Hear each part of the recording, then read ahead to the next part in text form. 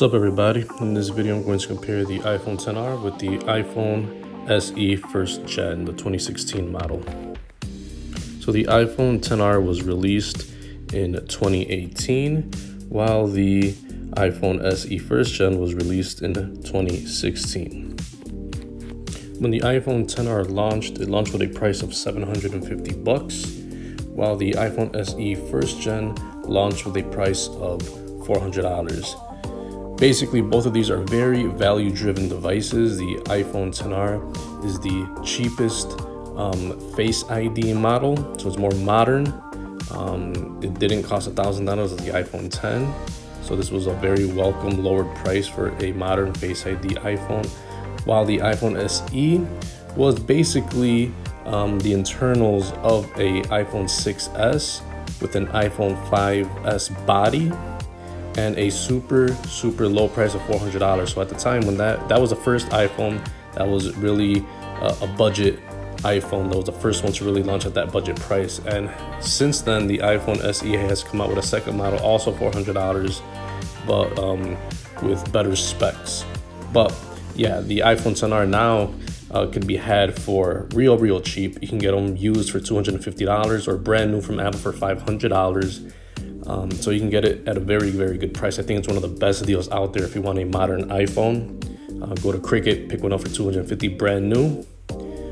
The iPhone SE, you can find that one for less than like $75. You can get them as low as $50 on Swappa, for example, here in the US. And it's an older phone, but you can get it for really cheap. Both of these phones are 4G LTE phones. They don't have 5G like more modern phones here in 2021.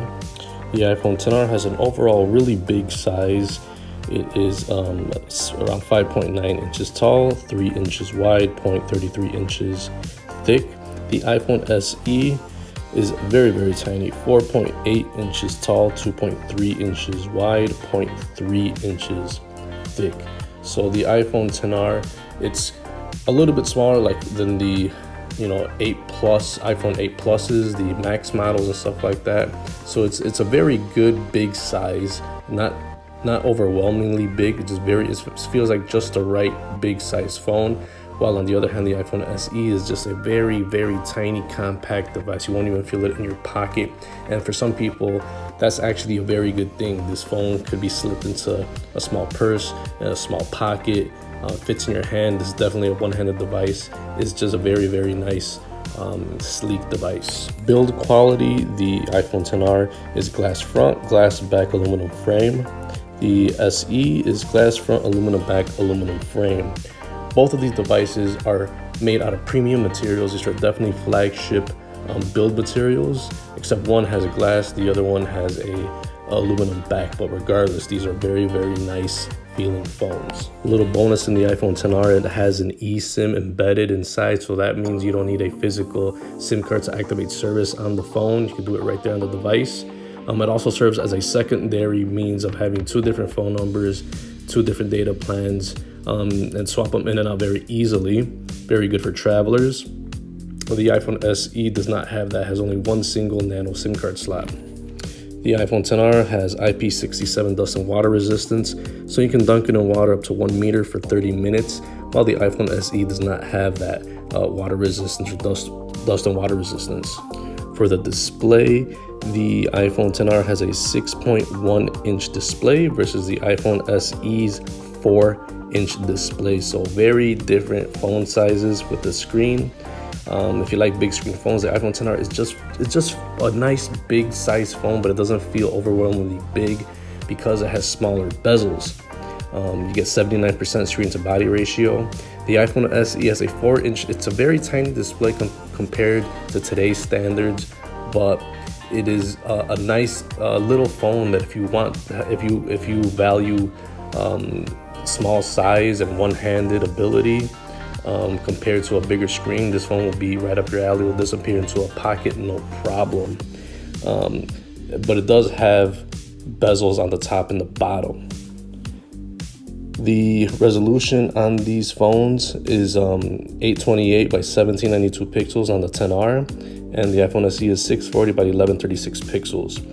What does that mean? I mean, you break it down, you got the exact same PPI, 326 pixels per inch on both of these devices. It's okay. It's nothing to brag about, but these are exactly the same. One's just really big, it's more bigger, the other one's smaller, but they have the same quality type of display.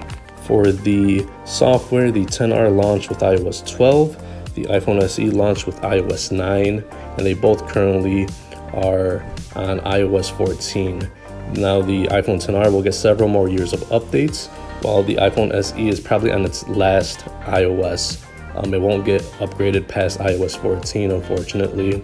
But it's good to know that at least if you pick one up right now, here in early 2021, they run the same software and they're gonna give you the same type of apps experience, the widgets, the app drawer, stuff like that. You got AirDrop on both of these, FaceTime, iMessage. A lot of the same things are gonna be the same on both of these. One's just a bigger phone screen, the other one's just a smaller one, a little bit older. But it's nice to see that both of these in iPhones, they work the same. For the chipset, you get the A12 Bionic on the XR, A9 on the iPhone SE. So obviously the iPhone XR is going to have snappier performance. The iPhone SE will be a little bit slower. It's showing its age. For the internal storage, the iPhone XR starts off at 64 gigs, while the iPhone SE started off at 16 gigs. So there's a lot more storage options starting off with the iPhone XR. I think 64 gigs is more than enough for most people. 16 gigs, I would not advise anybody getting 16 gigs. Later on in its production, the iPhone SE started coming standard with 32 gigs. For the RAM, you got 3 gigs of RAM on the XR, 2 gigs of RAM on the SE. Both of these amounts of RAM will be fine for most people.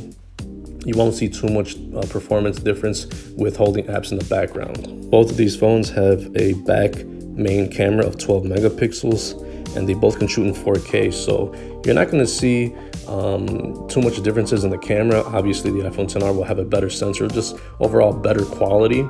But they both shoot in 4K, which is impressive from a small older phone compared to a more modern looking phone. Selfie camera, you will see a difference. The XR has a 7 megapixel shooter versus the 1.2 megapixel on the iPhone SE. The resolution for video is 1080p on the XR for the selfie, 720p for the selfie on the iPhone SE. So you definitely will see a difference, but regardless, both of these phones will work perfectly fine for FaceTime and selfie videos and selfie pictures. The iPhone XR does not come with a headphone jack, while the iPhone SE does come with a headphone jack. So it's a little bit of a bonus if you like to connect your headphones, your mic, or your connected to your car via aux cord to listen to music. Both of these phones connect to your wireless devices. Bluetooth 5.0 on the XR, Bluetooth 4.2 on the iPhone SE.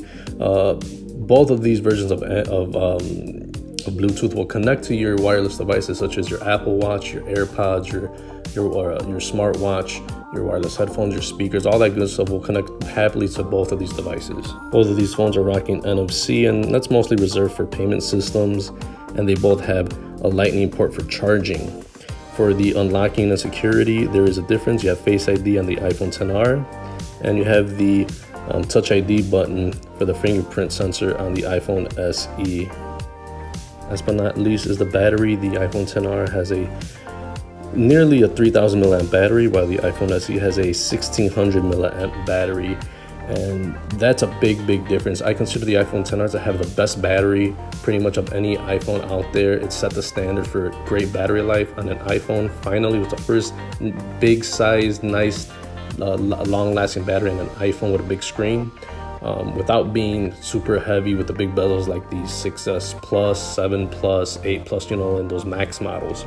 The iPhone SE has a super tiny battery. Even when it was launched, it was a tiny battery, and today in 2021, it's even smaller. It'll waste battery like nothing. So definitely a big difference in battery. The iPhone XR even has a bonus where it has fast charging at 15 watts. It means you could charge it up to 50% in 30 minutes, and it also has wireless charging. iPhone SE doesn't have any of that. So what are my thoughts in comparing these devices? It's both of these phones are very iconic. If you want a more modern iPhone, obviously the 10R is probably the perfect iPhone. It's very value driven. You can get it for really cheap. It feels very modern, has a big battery, it has eSIM, it has wireless charging. It just has the total package, and you can get it for a very low price. The iPhone SE is obviously past its prime, but it served as a small iPhone, and it was the first value-driven iPhone. It was the first budget iPhone at $400, and now you can get it for, I don't know, $50 now if you look. Get it used, and it could be used as a storage device, and it still has a lot going for it. The battery is probably its biggest downfall. If you like a small phone, this is probably still the smallest phone that you could get. That has 4K video, that has all your iOS apps. It's very surprising that, you know, the more modern iPhone XR and the iPhone SE run the same software. So that tells you something of how long the iPhone SE has kept up its cachet. It's still a very popular iPhone, and I loved that one when it came out, and I love the iPhone XR when it came out. So both of these are very good. Just one is just more modern, has the Face ID, and people that like Touch ID, since the iPhone SE has it, that'll still be good for some people that want Touch ID and want a very small iPhone for being compact. So thanks for watching, guys. I'll see you in the next one.